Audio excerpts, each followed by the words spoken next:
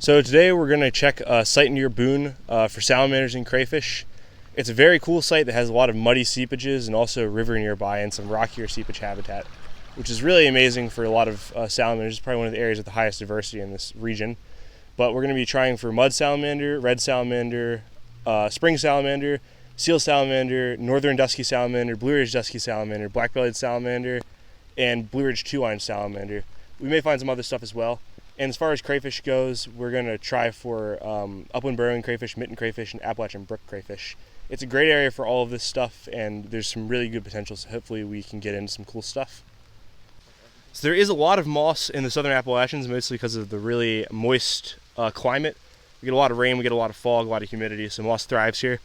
Generally, moss can be split into two categories. There's epiphytic moss, which grows on trees, like the moss is right over here, and then terrestrial moss that grows on the ground primarily, and that's all over the place. But there's a lot of different common species. Here we see a lot of haircap mosses, which is a very common one in marshier areas. And there's also a little bit of selaginella around. And right above me here is another really cool plant. This is the great rhododendron, Rhododendron maxim.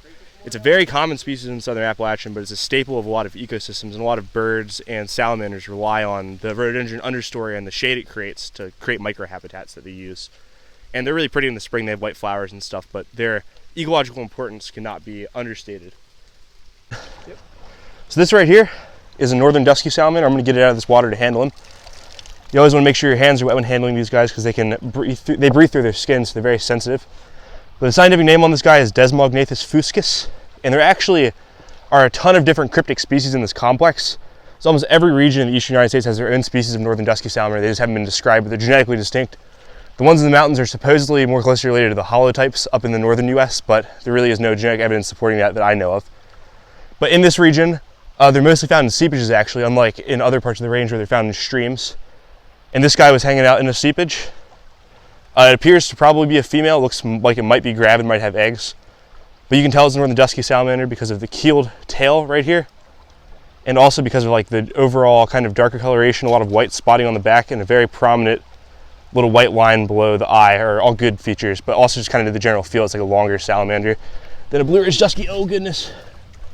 Put him back in there. Okay, Jack, what is your favorite part about being out here today?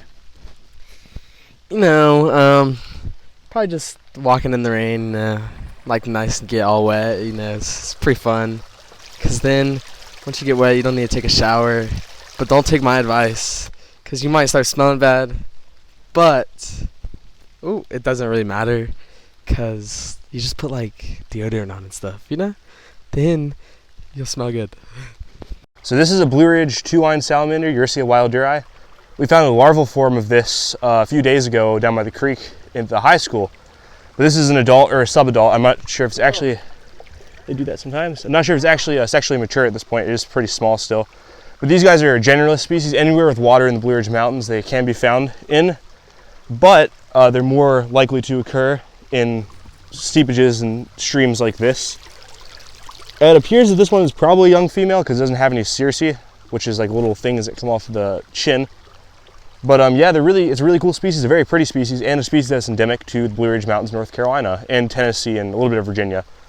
But they do have a limited range. They're very common here, but it's still an absolute treat to see one, and they're very beautiful. So right here we have some mushrooms, you can see they're growing on the dead, tree log. They're a nice little fungi. Oh, I just maybe ruined them, but can pick them up. We got some mushrooms growing out here on the dead tree, they're fungi, so they're gonna grow on dead stuff like this. But yeah, you can do stuff with them. I'm not gonna say what, but get very high with them.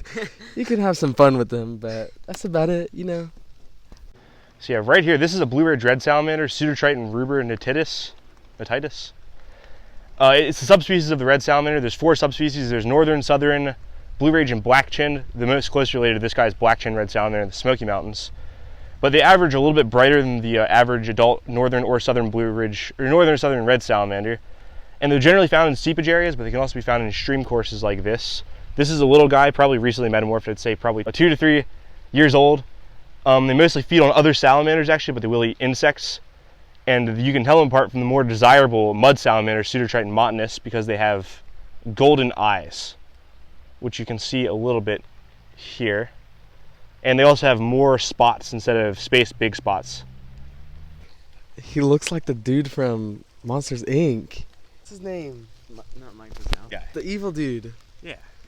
It's like Schnuck. What's his name? It's like starts with an R or something. Randall. Randall, bro.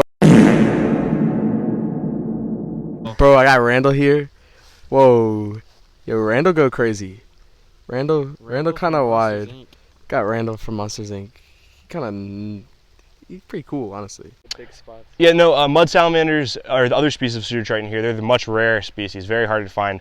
But they can be told apart from the red salamander because red salamanders have golden irises in their eyes, and they have a lot of really small black spots instead of a few big, kind of like really like sizable spots, I guess. And yeah, they're pretty rare in the area, but they're not super uncommon. So North Carolina is the salamander capital of the United States, but also the salamander capital of the world. The most species of salamanders found in any province or state anywhere is North Carolina. There are a lot of species in Tennessee, Virginia, Georgia, and South Carolina, but North Carolina has about 10 more species, and there are a few more on the way with some splits in different genuses. But the reason for that is because there's a lot of moisture here, a lot of seepages, streams, and just high rainfall, which salamanders that breathe through their skin or at least absorb a lot through their skin really need to survive. And there's also a lot of really good and diverse habitat, including forests, swamps, and rivers. And another reason why there are so many species is because there's a lot of geographic barriers and there's a lot of niches because of that habitat. So species will get separated by a mountain range or river system, and then they'll diversify into two separate species. It's called speciation. That also happens on mountaintops and stuff like that. But it really is just the perfect storm for diversity here. And we found a couple of those species that are only found in this region, which is really awesome, and I hope you guys enjoyed learning a little bit more about them. Okay, so, hey Leaf, what is your favorite part about this project? Let's see. My favorite part about this project is probably got to be the filming. I really like filming, and taking the drone up in the air for a little bit. Even though it might get soaked, but also just being out here. It's fun. Hang out with the boys, go by the river, find some interesting creatures. But yeah, it's pretty fun. I was looking forward to it the whole day, so it's really nice to be out here. Nice to be filming. But yeah, that's pretty much it. Guys, we are spotting a natural creature. This creature is one with nature. He's bending over to get something. That's incredible. Absolutely incredible. I'm so glad I can be catching this on camera right now. It's absolutely incredible. Dude, I can't believe we found such a rare creature, like, in his habitat. He's walking this way, bro. Like, this might be, like, once in a lifetime filming of, like, this rare creature, bro. Like, it's a clear I'm actually surprised we even got the shot. Wow. Maybe he's getting closer. this might be, like, put in history books one day for, like, how rare this is, because found a natural creature, a max creature in its wild habitat.